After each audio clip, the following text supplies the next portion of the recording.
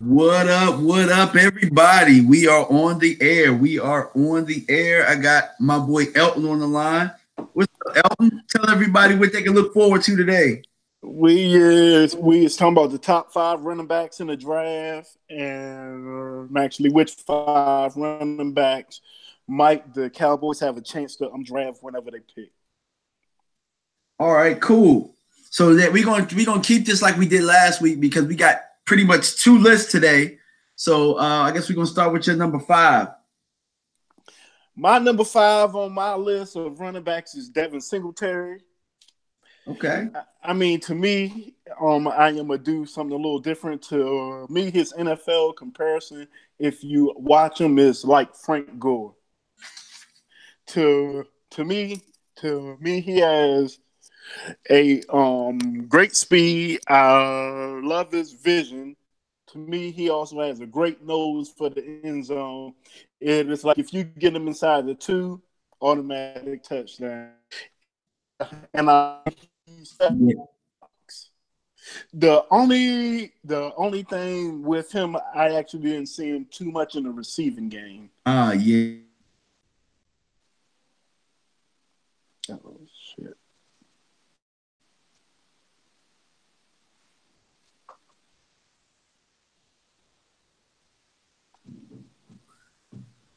So I'm definitely there with you. Um, My number five was Benny Snell out of Kentucky, 5'11", 223. The one thing I kind of struggled between Snell and Montgomery for number five. And what I noticed is probably around 3 to 5, 6-ish. Like a lot of the guys are about the same. So it's kind of like, how do you feel this day? And I think that today I felt like Benny's size was something that I really liked. He finishes runs really well, runs through tackles. Obviously, he's a bell cow. He kind of reminds me of I'm not going to say Brandon Jacobs, but the way that he runs, the way that he brings his pads behind him, it kind of gives you that type of feeling. And the cons that I had with him is that he's left hand dominant, so he had the ball in his left hand damn near the whole time, and you see that with a lot of these backs. They pretty much hold the ball in one hand, which is weird. Maybe backs coaches are telling them to do this at the college level, not sure. And then Benny, his game speed didn't. It seems like it for the next level is probably going to have to pick up a little bit more. It probably will with the good strength and conditioning, but I really liked his size and how thunderous he is. All right, so you're number four. My number four is Damian Harris. To me, Ooh. if you look at him, to me, his NFL comparison is Ricky Williams, especially in Miami. I looked at him. Maybe it's the number, but I was like, they actually damn near look. It almost looked the same. To me, he actually has a great combination of power and speed. Vision is out of his world. To me, another one, he's a limited out runner. He only really caught passes in the flat watching him. But I love the way he sets up the block. I mean, it's like he hits Yeah. the hole right at the right time. And it's always, and to me, I like that. That's why I'm glad that we did these lists pretty separate. You pretty much know what my lists are, but it shows you how equal or actually how weak this draft class is as far as running. Yeah. I'm not even going to front. Yeah. It ain't a really great class. My number four was David Montgomery, Iowa State. I liked his vision. Obviously, he's a bell cow. He presses the line of scrimmage really well, which is something that I really like in running backs, and especially with our team being a zone scheme team. You got to be able to press the line of scrimmage in order to make the linebackers flow one way, and then you find the hole or you create the hole by you pressing the line of scrimmage. David Montgomery has really good feet. A lot of times you would see him go in there, pop right out. His comparison to me, I see a little bit of Edgerrin James. And maybe it's the number. I don't know. I'm kind of with you on that one. But he's also a one-hand ball carrier. Cons are competition. Obviously, he's not going to play the same type of competition that Damian Harris was playing. And that was one thing that I factored in as well. And then I didn't see that David Montgomery had any breakaway speed. Like he set up a lot of big runs, but I didn't really see him like break out like you know what I'm saying. No, Yeah, he got caught a so lot. so that was my number 4. So who's your 3? My number 3 is probably the guy I probably like the most. Sort of like my number 3 last week, but I love Bryce Love from Okay. Stanford.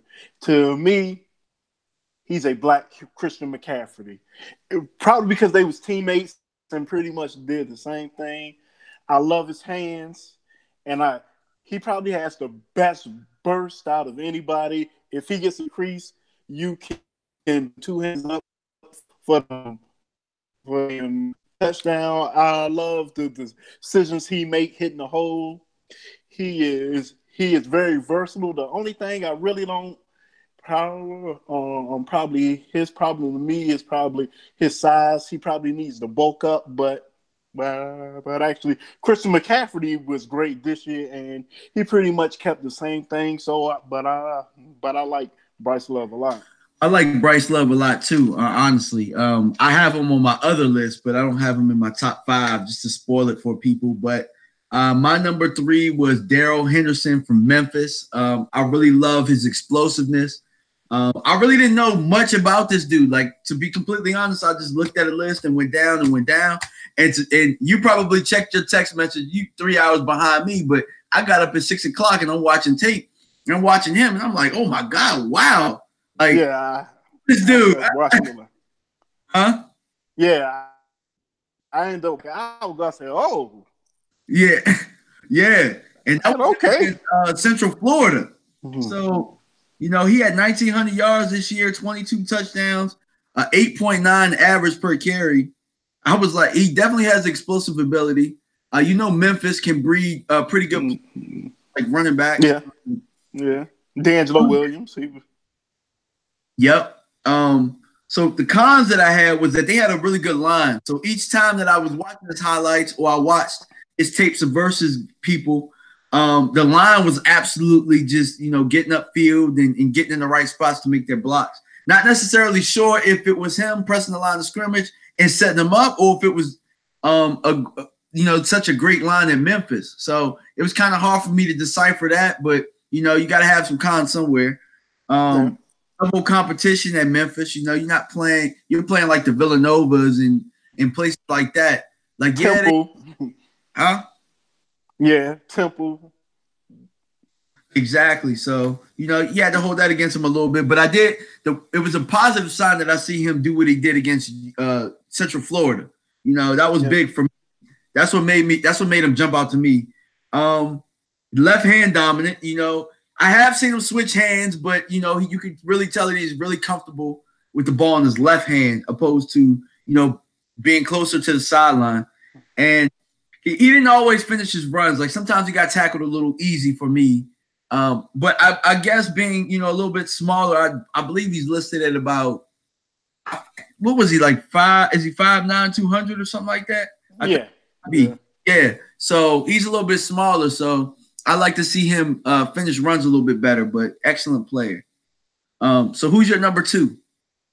Mine's is David Montgomery. Oh, wow. Yeah. So, I mean, we had them both in our top 5. To me, his NFL comparison is Le'Veon. And if you watch the way he jabs his step, you actually can tell he really patterns his game after Le'Veon. To me, even with his negative to me, he runs real high. Le'Veon runs real high. To me, I mean, but it then works for him. I mean, to me, he has good hands, decent route runner. He is very shifty. I damn love his back, sort of like you said. He is never really out of position to make a cut. I mean, to me, he has decent. He actually has that Le'Veon, the way he sets up his blocks, the way he jab steps, and then he cuts. Yeah, and actually, I think that the reason I say Edgerrin opposed to Le'Veon is because he does it a little bit faster. You know, Le'Veon does it like it's like 2 motions. actually does it in one motion, which is actually a little bit better than Le'Veon, in my opinion, because he's pressing the line of scrimmage and doing it all in one motion. Le'Veon kind of like waits and then does it. You know what I mean? Yeah. I'm not going to argue with him being at number 2 because, I mean, when I saw him and I was, I was like, man, I like David Montgomery, man. The more and more I started watching tape, the more and more I kind of liked him. And there was somebody who was telling me about who'd you have at number 5 again? Devin Singletary. Yeah, somebody was telling me about Devin Singletary. So I was watching, and I'm just like, man, I like David Montgomery better than him.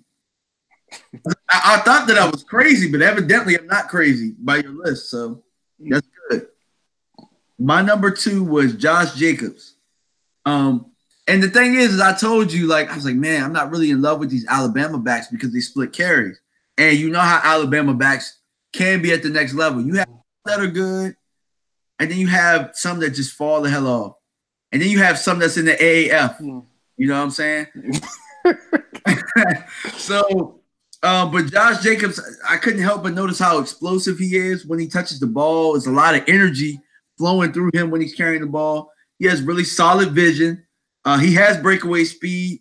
He has big playability. As you can see, he actually even returned kicks, so that's a plus for a team out there who wants to run a 2-back system. You be getting value out of him, not only the kick return game, but as your second back or somebody that you can have come in and spell your top guy. And then, as I said before, he can catch the ball out of the backfield with the best of them. It's funny because I last year I remember he was number 25. I didn't know he switched to number 8. So I thought he was a receiver at first. I didn't know he switched numbers because him being able to catch the ball out of the backfield is a big plus. My cons was that he splits carries. I believe he's a victim of a weak running back class, bro. Because what's going to happen is he's going to get, I see on CBS Sports, they have him as the number 17 ranked player. So he's probably going to be maybe the number 1 back off the board, which he's not a workhorse.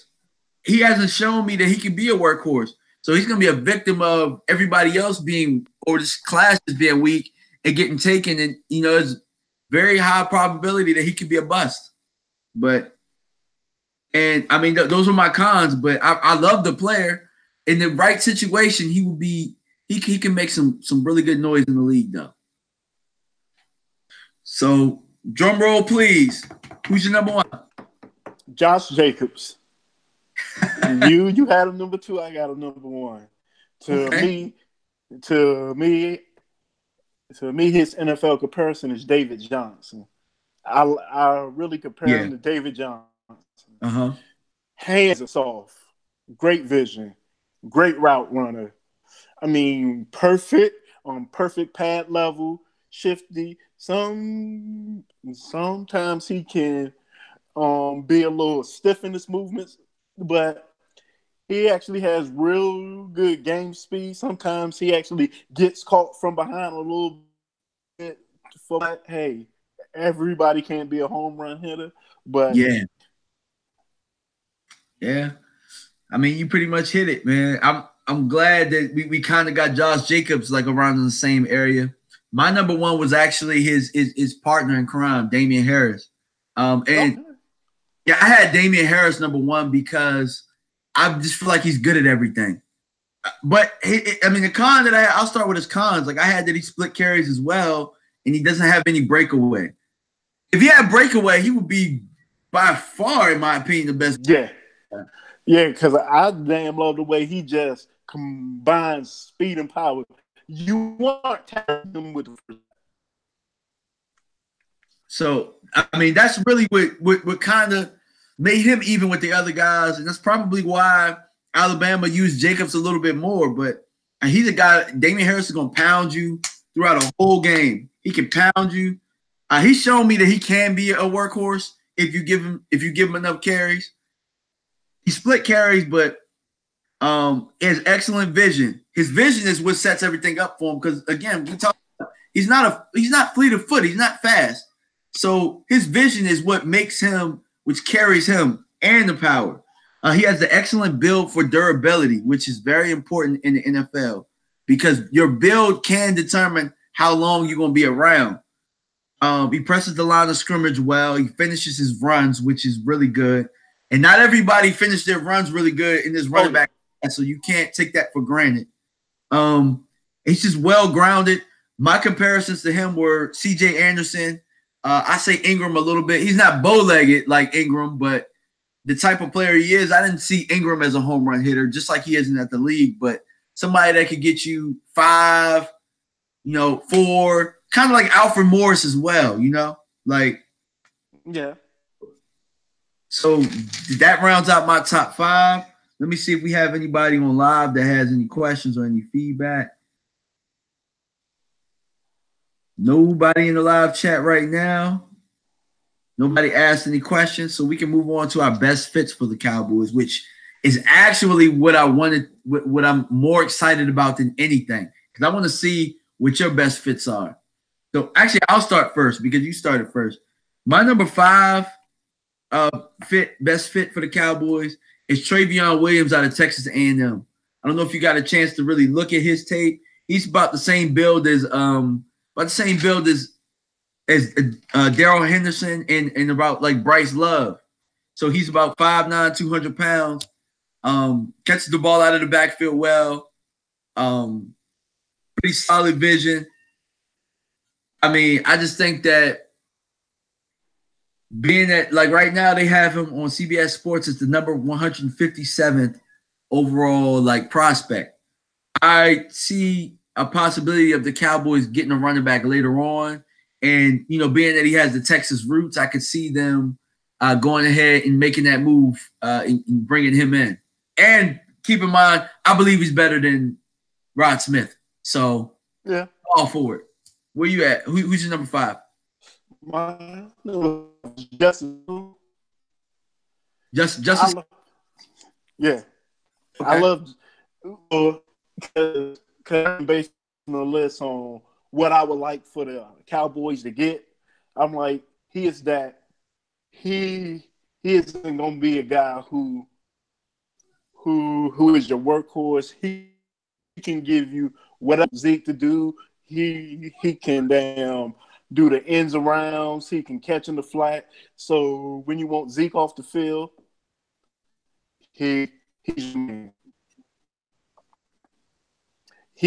because I want my second back more speedy, and Justice Hill, he look like he has blazing on game speed. Absolutely. I actually have Justice Hill on this list, but I'll wait. So my number 4 is Mike Weber out of Ohio State, and we talked about speedy guys at 5'10", 214. What better way than to pair Zeke up with another Ohio State alum, Mike Weber. I've seen him a couple of times. And one of the games that stood out to me where I seen him, I was like, oh man, this guy's kind of explosive a little bit. Was he played against my Terps, so I think that Mike Weber at the number 134 prospect offers something that we want out of our backs, and keep in mind he has that pedigree at Ohio State where they're grown men. Yeah, he might be 5'10", 214, but he gonna play like a grown man. So that's who I had right there. Who's your number 4? Let's see, Mike Weber. Yeah. To me, he could be a better Lance Dunbar. Yeah, absolutely. I think he's more of a man than Dunbar was. Yeah, because it seemed like Dunbar could get you 12 receptions, then he gonna miss the next 3 games because of it. Yeah, absolutely. So, anything else on Mike Weber? You pretty much said it. I think, and it's funny. It was the first game they played when after Zeke graduated, and I want to say it was versus VTech, and the game was kind of close. Then they put Weber in, and Weber broke like an 80-yard run. I said, okay. You're 6.0, huh? I'm like, okay. Yeah, I'm they like, keep them coming. I'm like, okay, yeah, I can see you down the line. Because it was like that when I seen Zeke play. I think really the first time I really paid attention to Zeke, it actually wasn't even the Alabama game; it was the Oregon game. And I said to myself, I want him. No, I didn't think we was going 4-12 the next year, but because I was like, I want him because I didn't think we was bringing the Marco Murray back. I was like, I want Zeke, and I remember when we first started talking when we was talking about that pick. I always said Zeke or Jalen Ramsey, either or. I am gonna be happy if we take Zeke or Jalen Ramsey. And we got Zeke, and I've been happy ever since. Yes, sir. All right. So my number three. Going on to heir apparents. I stuck with that kind of, and I got Miles Sanders out of Penn State, man, because I watched him and I couldn't help but see, like, damn, he looked like Saquon. Tell me he didn't look like Saquon Yeah, in certain flashes. yeah, yeah, And it's yeah, like it's like if I could add that behind Zeke, that little bit of a dynamic, a guy who catches the ball out of the backfield, a guy Penn State, you're not gonna tote the rock for them if you're not a bell cow. You're not gonna be their main dog if you're not a bell cow. So he can catch the ball out of the backfield. He got moves like crazy. He's very slippery, very elusive. So if I could have diet Saquon behind Zeke, man, yeah. and keep in mind, they have him at like number 89 on the total prospect list. So you could probably get him, like, let's say with the first pick that we get I think we got a pick at 90. We might be able to get him at 90 if we go ahead and if the value, you know what I'm saying? Yeah. So that's why I have him at my number three. Who's your number three? Daryl Henderson. I like Okay. him. When I damn started to see him after when I was looking at the team, I said, "Damn, Zeke done had three good drives, and I am seeing him run behind our line." I said, "I like that. Like Yeah, that. I mean, yes, he does everything well. It may not be great, but we aren't trying to get another 2,000-yard rusher." exactly. All we're trying to do is get like maybe somebody who can help spell, somebody who doesn't need a rhythm behind to get going, like somebody that can come off the bench cold. I do think that Daryl Henderson could do that. Yeah, I definitely think that. And I had a hard time keeping him off this list. Only thing is, for me, I just don't know if I see them taking a back high with the stuff that Steven threw out there yesterday, which we'll touch on a little bit later. But yeah, it's an excellent fit, I believe, for us, especially seeing how he can bend the zone or whatever. Like he's keeping the front side and he can come back on the backside. Like, yeah, that's a special talent. When you have a back that can do that, he's special. Number two for me was your guy, Bryce Love. Because right now they have him so low on the prospect list that I believe we could get a steal. And we have no problem going to the same institutions. And I think that we love I think we love Stanford.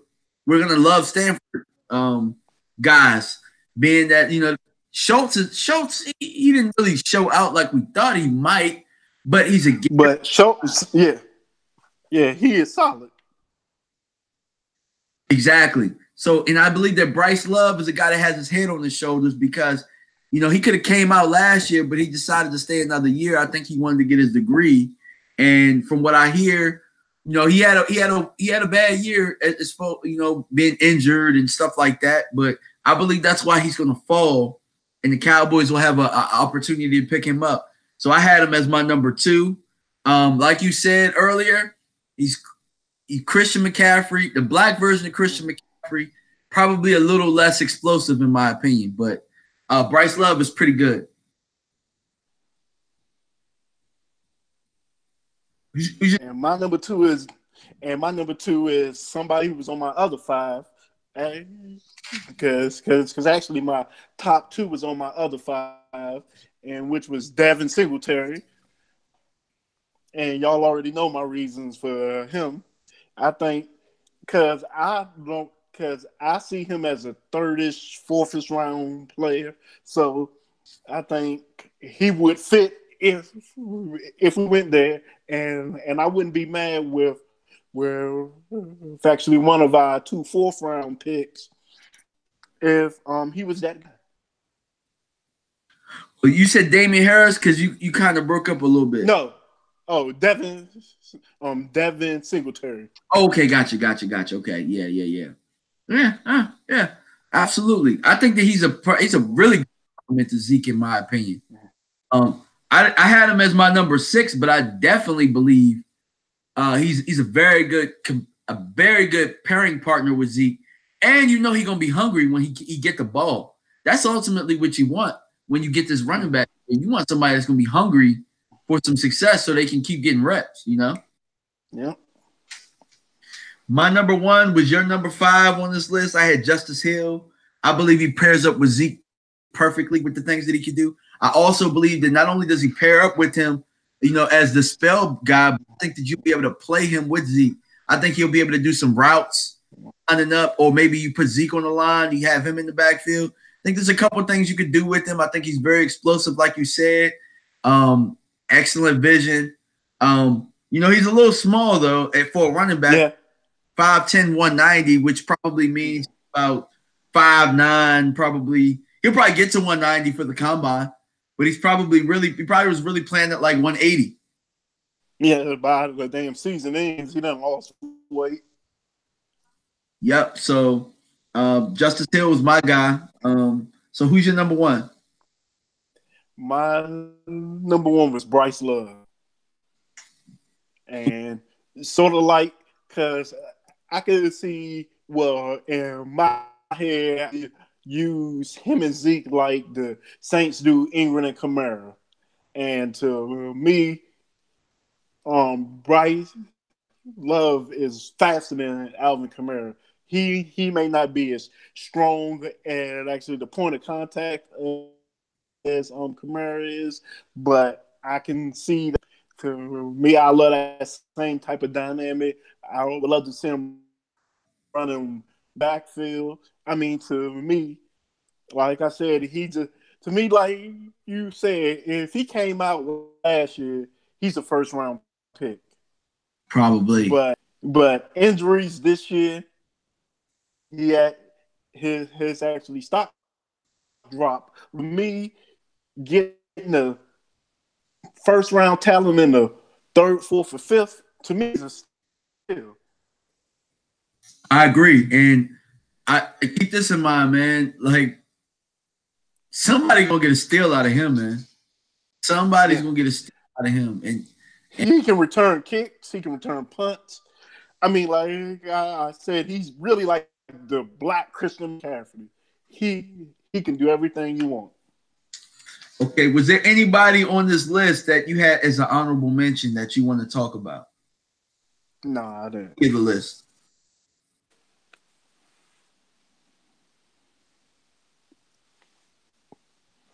Nobody? No, I'm nobody.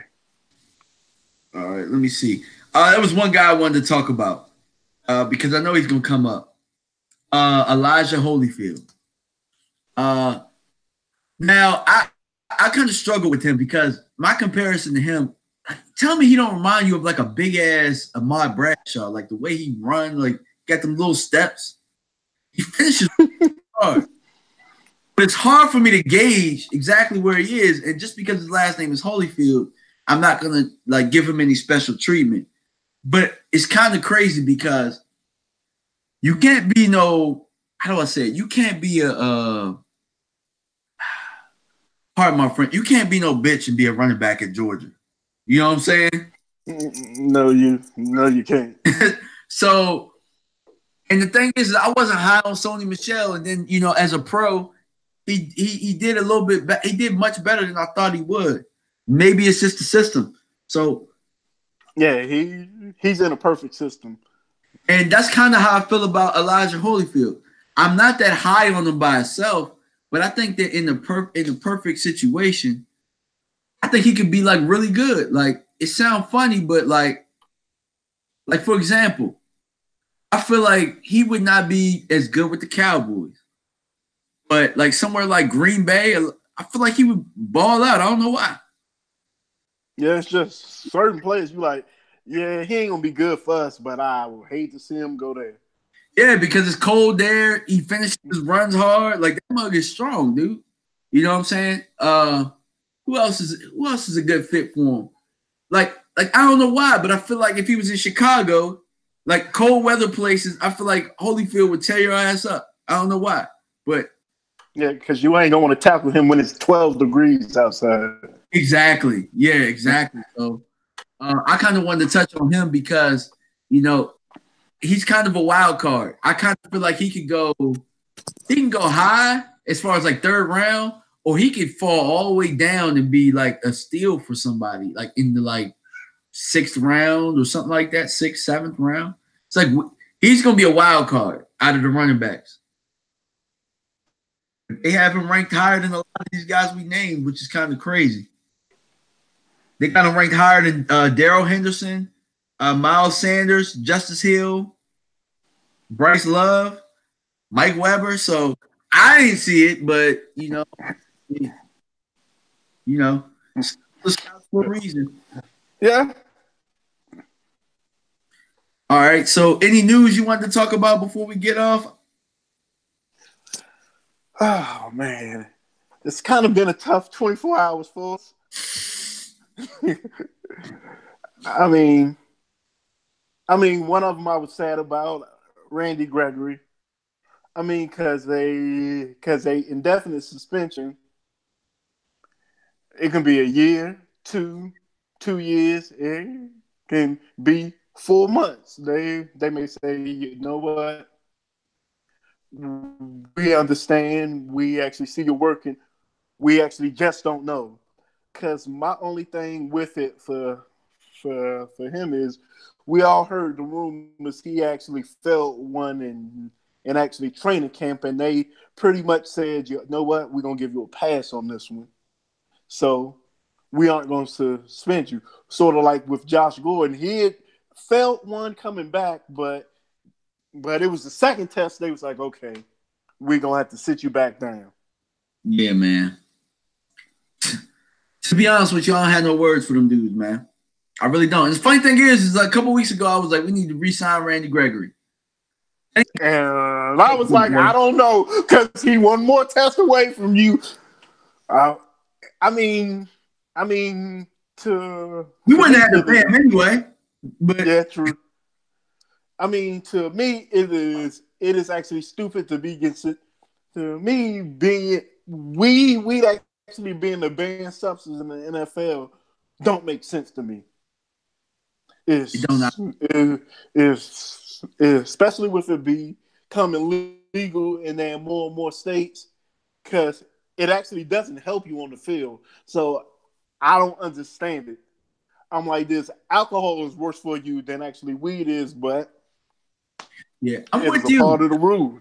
If I'm the league, I'm like this. All right, cool. Well, weed is becoming legal in all these states, and if you use it, for medical reasons, you know what I'm saying, go ahead. But if you get arrested, you know what I'm saying, understand that you can be suspended because you got arrested. Yeah, DUI. Like you handle it.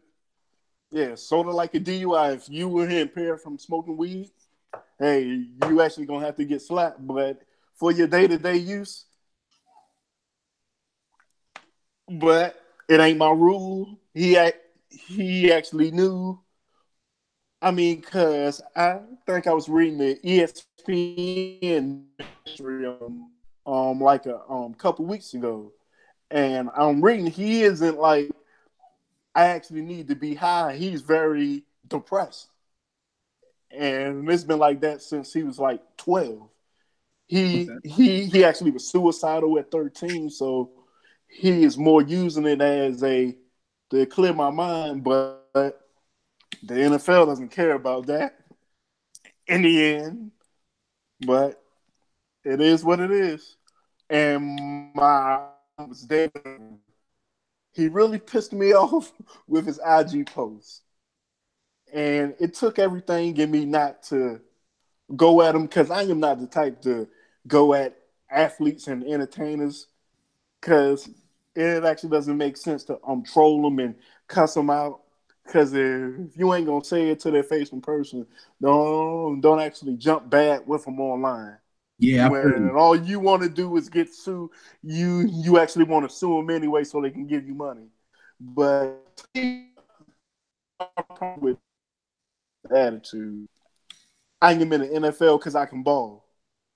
You won't find any of us who actually disagree with that. You're a beast, but you aren't reliable. You actually missed 10 games with a high ankle sprain, which is usually a 2 to 4 week injury. And you missed 6 more weeks. You actually wasn't showing up to meetings. You actually wasn't showing up to rehab. So actually, what does that tell me about you as a teammate? You are missing drug tests because you didn't fail a drug test, but you missed it, which tells me you was gonna fail a drug test because you ain't gonna miss a drug test. You're gonna pass. So you aren't reliable. The year before, you missed the last half of the season with a concussion. I mean, to me, it actually tells me you don't care about the football team. Or playing football, we actually can't rely on you. So I don't care how good you are if you aren't reliable. man. I mean, you pretty much said it all, man. You want to go ahead and end that with a fuck David Irving? I try and keep this clean, but hey, it is what it is. He's not a Cowboy anymore. Yeah. He's pretty much gone, and out of sight, out of mind. We're looking. I mean, in my opinion, we drafted one of their guys. We drafted Dorrance Armstrong to be Randy Gregory's replacement anyway, and so now he has his opportunity. Taco will have an opportunity. So it's time for those guys to step up. Dorrance, I kind of feel confident in Dorrance. I did tape on him. I know that he has the bend and stuff like that, so he's gonna have a year under his belt, and I think you're gonna see a lot out of him. So, best of luck to both of those guys. You know what I'm saying? Like, the only thing that's funny to me is that the league knew this the whole time, and they took the right opportunity when everything was dying down as far as news, and then they just used the Cowboys name in order to make the NFL be relevant. Yeah, because I don't even see no point of attaching David Irving to the Cowboys. He ain't on. He's an unrestricted free agent. I can care less about him failing the test. And I think part of the Randy Gregory was now is with everything with Bob Kraft. That was everybody gets to talk about. Hey, Randy Gregory failed another drug test. Yeah. So we got some comments, man. Now, let's see. CT Cowboys said Dallas can get a running back in either of their 4th round picks. I agree with that. That's kind of what I think they're going to do. They actually have some leverage in between 3 and 4. I think we got 3 picks in those 2 rounds. So, what do you think about that? Oh yeah, I mean, to me, get Bryce Love, Justice Hill, Singletary, because to me, the only running back I really see getting picked in the 1st round is probably Josh Jacobs, because that is who everybody's in love with, and really everybody else is going to be 2nd-ish, 3rd-ish on down. So we going because this is a defensive draft. Yeah, I was gonna say that to you. I'm like, I don't even know if a running back could go first, bro. Like it's a lot of defensive. A lot. To me, with Randy Gregory getting suspended, it almost makes me feel like we may reach for a D lineman in the 2nd, which I hope we don't. But yeah, I don't want to reach. Not again, because last time we reached, we ended up with Taco, and we got in we got in an argument in our group text talking about Taco opposed to Dorrance Armstrong. And my feeling is they went up and reached and got him. And Dorrance is somebody that fell to him. Don't mean that just because you got him in the first round one year don't mean that they, don't think higher of this person who fell to them in the fourth round the next year, which last year was a heavy D lineman draft, in my opinion. And it's going to be heavy again. Yeah. To me, pick the best person on the board. Yeah. To me, honestly, I would right now maybe call Kansas City up and ask them what they want to swap Lyle Collins for like Justin Houston. Yeah, maybe, Yeah, but I don't know, because Kansas City need all the help they can get on the defensive end, like getting rid of a defensive guy for offensive lineman for offense that's already strong. Like, might be a tough sell. But is it a contract issue that you think they're trying to get rid of? Well, yeah, I think because both of them in their last years of their contract, so it ain't really all right. We actually got to give them. And to me, Justin Houston's a good fill-in for a year. Okay. Kathy Green said, "I think we need a running back from free agency." How do you feel about that? Sort of like with this draft class, the only running back we have in agency is Le'Veon Bell, and we ain't getting him. So now, unless something bad happens to Zeke in the next 2 weeks, to me, it ain't a running back I really want. There's two running backs that I take, but it only after the draft. I'm not high on them, but from that one draft class that I did back in 2015, you still got, I think, Amir Abdullah and TJ Yeldon. But keep this in mind. This is after the draft, after you don't get no running backs you want. And keep this in mind, they're going to be cheap. They're better than what we got. They're better than what we have. I may not go with you with Amir Abdullah, but TJ Yeldon definitely. Yeah. The only thing about Abdullah is I feel bad for him because Detroit is not a good place for running backs to go. I knew when he got drafted, it was a bad place for him to go. Hell, yeah, maybe that's it. Huh? Yeah, maybe that's it. Because I am seeing him in the Lions uniform. Like, I just don't want that.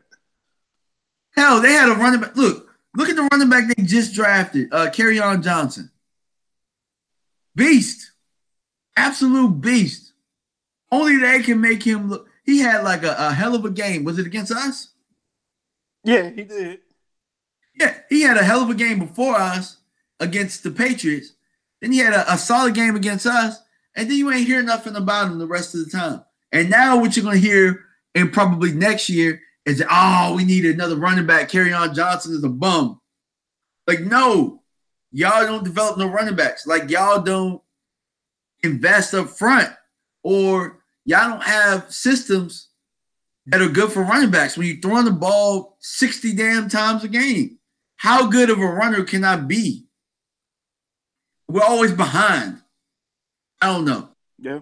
Like, I just didn't feel like Amir Abdullah got a fair shake in the Lions system. And like I said, the most talented running back of all time walked away from them. So what does that tell you about their organization of running backs? Yeah, one of the most talented receivers of all time said, "Nah, I am good." Okay. Let's see. Joseph Sandberg asked, did we go over Armstead from Temple? I had an opportunity to watch him a little bit. As far as the type of guys that we name, like, Armstead's going to go real, real late. I don't see him as the quality of guys that we talked about. What about you? Or did you get a chance? I Nah, I actually haven't looked him up. So He's okay. He's solid. Okay, I see Armstead more of a guy that somebody will probably put on their practice squad, and he might make a roster somewhere down the line or something like that. somebody, okay, when somebody get hurt, like, all right, we're gonna call you up. Yeah, yeah. I mean that's kind of where I see him. And to be honest with you, it's a weak draft class, so it's like when I think that about him with that, like, I mean, it'll be tough, but in the right situation, I think he could fit well somewhere. I don't know if he'd be. It's kind of hard for me to talk to you about him since you haven't had a chance. So go ahead, watch some tape and let me know what you think, and we can touch on it a little bit later. Maybe we'll go back and do some more research. But from what I saw, he's explosive for Temple, but from what I saw him, get tackled a little easy for me. But again, I gotta watch some more of him. Like it didn't wow me when I watched him. It didn't wow me. And running back highlights are supposed to wow you. To wow you, like, it's supposed to wow you, and then you're supposed to go to the game tape, and it's supposed to be a little bit boring. And for me, I was just like, I wasn't wowed, so I need to watch some more tape. I watched like one game against somebody, and I wasn't like wowed. So we'll see. All right, so let's see. X Factor said Cowboys X Factor said DMV. Do you think we need to draft a DN? I don't think so. We didn't already drafted a DN damn near the last 2 years. To me, to me, I don't really want to press it now. If the guy from Mississippi State fall into our spot at the second round, sort of like we did with Jalen, okay, I will take that.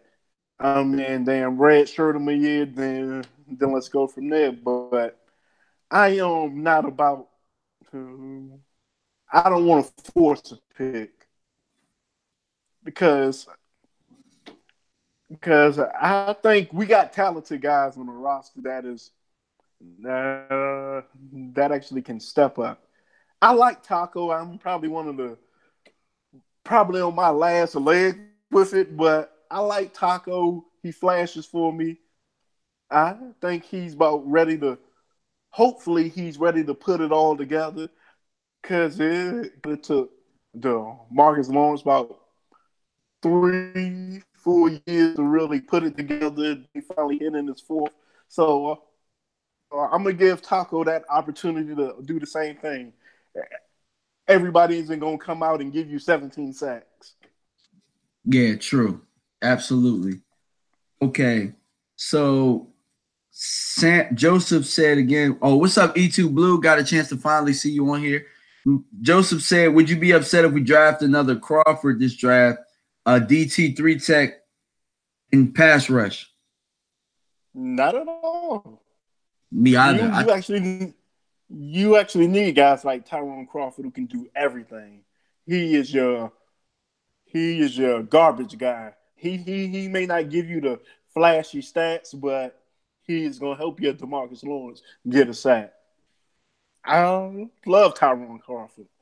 Personally. I think if you can get a cheaper one, that helps you in the long run. If you find a Crawford right now, you can get rid of him, but you can get rid of $10 million off your cap, or you know what I'm saying, which helps you. So, yeah. I mean, I'm all for it. I think we can find a younger guy out there that could give us what he gives us. Maybe not. He'll pick it up later on as far as, because I will say that I think Crawford is a very smart player. I think he's very smart. He doesn't get bullied. It's just that he doesn't make the play. You know what I'm saying? Yeah. Like the dirty work, but he never makes the play, and you're paying a lot of money for that. You need somebody, if you're going to pay that type of money, you need to pay somebody that's doing the dirty work and making the plays. Or else you're just paying a lot of money to a role player. Yeah. I mean, because if all fails, you can put Crawford at right end. And the D line, because he pretty much was that this year. And the D line will be solid. I'm not dead over it. So I mean, I don't think we need to really reach for anything. We should let the draft come to us. As we have the last. Mm-hmm. I think we reached for Leighton, but it worked out. I'll still say we reached for Leighton, even though he worked out and he was a Pro Bowler. Like, it just so happens that, the scouting department got that one right. He probably would have been there about 6 picks later. We probably might have been able to trade back and still get him, but I mean, it ended up working out. Yeah, because you last year probably after I was screaming trade up from